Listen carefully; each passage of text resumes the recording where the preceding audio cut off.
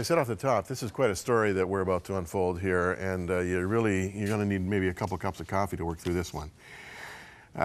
It's a story about two women, Dorothy Jovkovic and Lynne Paterson, who were brought together by a tragic plane crash.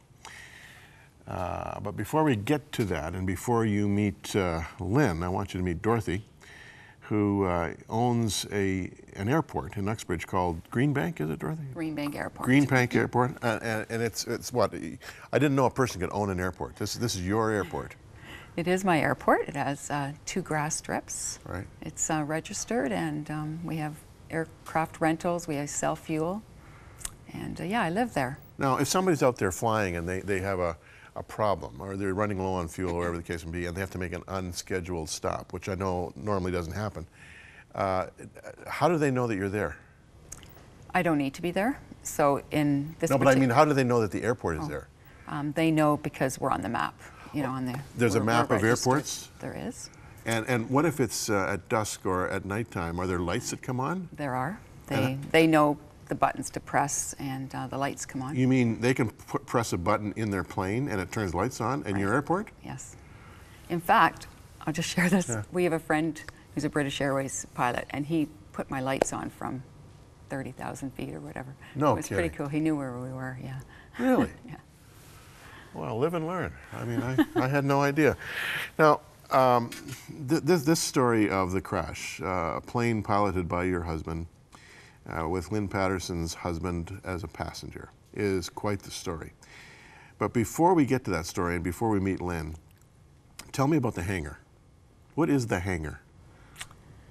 Yeah, the hangar was a church for pilots or whoever wanted to drop by, but basically was just a place where pilots could fly on a Sunday morning.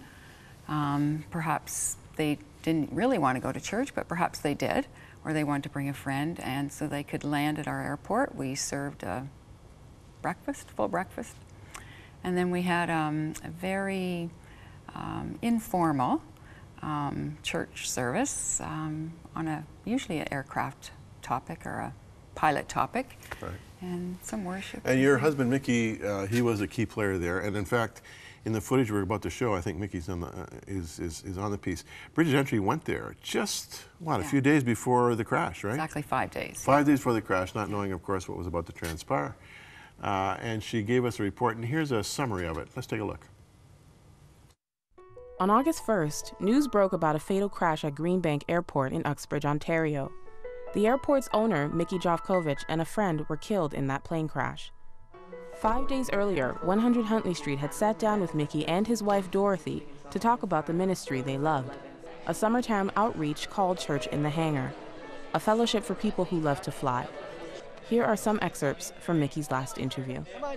Greenbank Fly-In Church is composed of people that love aviation, and we do it in a hangar at an airport, and we try to just add some spiritual influence into the get-together, but it's really about relationships. I phoned Transport Canada, and I remember asking them, like, we're thinking of doing a fly-in church.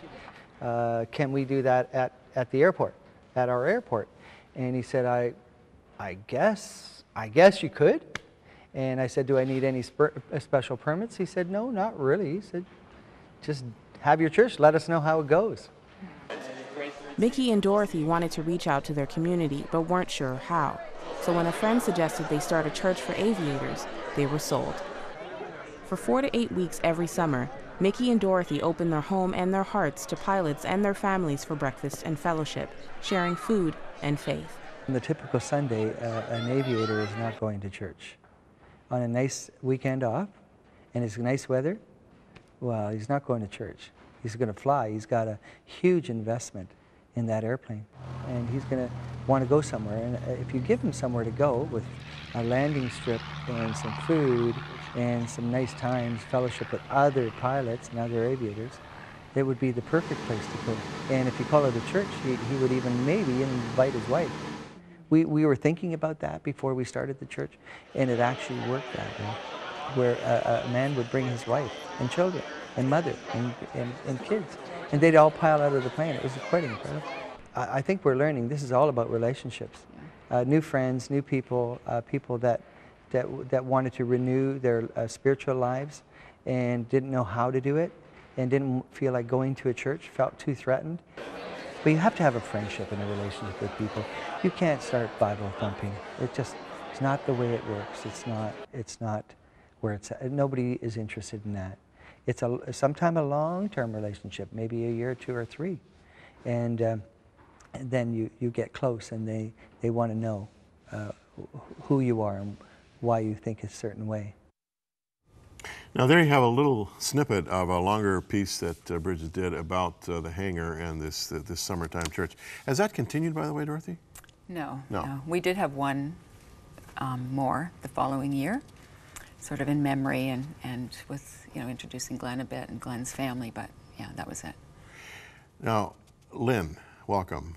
Thank you. Thank you. Very interesting story how you two women were brought together. How is it that your husband Glenn, right? Yes. How is it that Glenn ended up flying in an airplane with Micky on that fateful day? My brother-in-law, Rob Cornish, had been at a fundraising dinner and had purchased a ticket for a flight from Micky.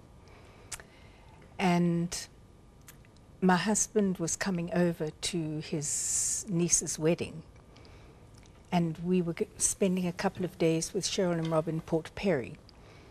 So the only date that seemed to suit Micky and Rob was the 1st of August.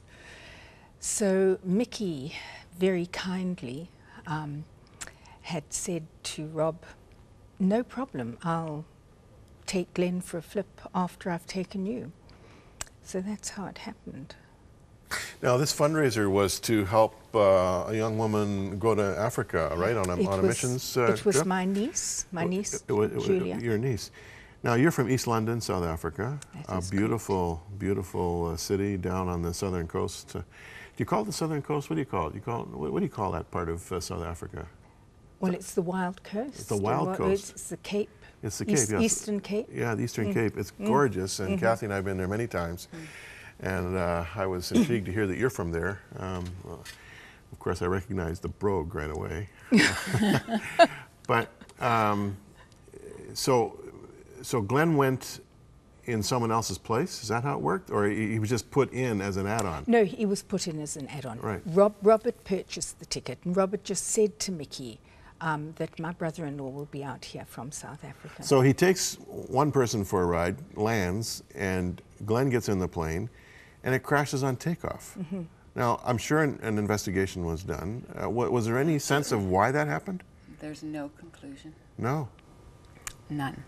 I mean, it certainly wouldn't be pilot error. I mean, Micky could fly blindfolded, but there was no evidence of mechanical failure? No. I mean, they couldn't determine that because there was nothing left of the aircraft. So, really? I mean, so whatever investigation they did. So it just drove straight into the ground? It didn't. No?